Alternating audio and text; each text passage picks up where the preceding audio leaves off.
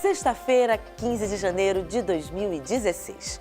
O TCE na TV está no ar com mais uma edição dos fatos que marcaram o Tribunal de Contas de Sergipe em 2015. E hoje você vai rever na retrospectiva.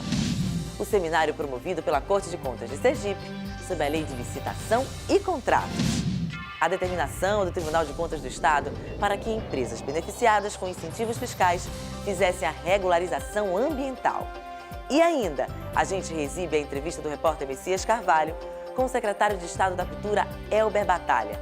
Não saia daí, o TCE na TV Retrospectiva está só começando.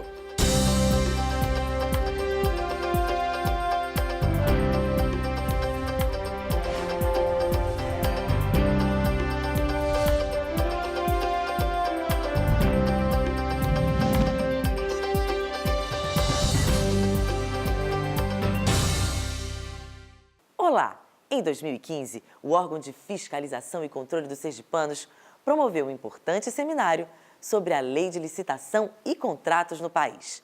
E quem acompanhou a cobertura do evento na época foi a repórter Thalita Ramos. Reveja.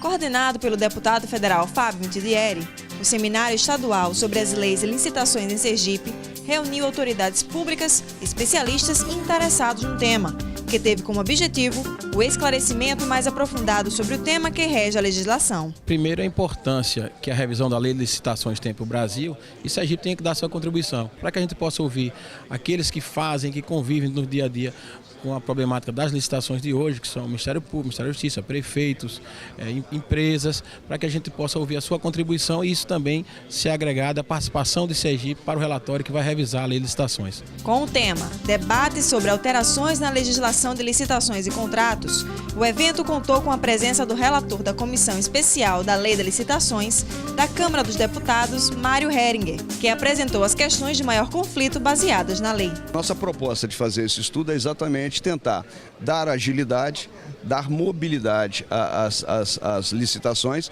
e dar também segurança, a maior segurança possível. A gente sabe que a gente não vai conseguir fazer uma lei imune a fraudes e a criatividade de quem quer burlá-la. Entretanto, a gente está trabalhando exatamente no sentido de diminuir os espaços que propiciam esse tipo de desvio. Representando os empresários sergipanos, Luciano Barreto apresentou as questões mais problemáticas da lei, como existe atualmente. Especialmente aquelas obras que são executadas em todo o país com recursos federais. Basta dizer, como exemplo, que Sergipe deve ter aproximadamente 400 obras paralisadas, inacabadas.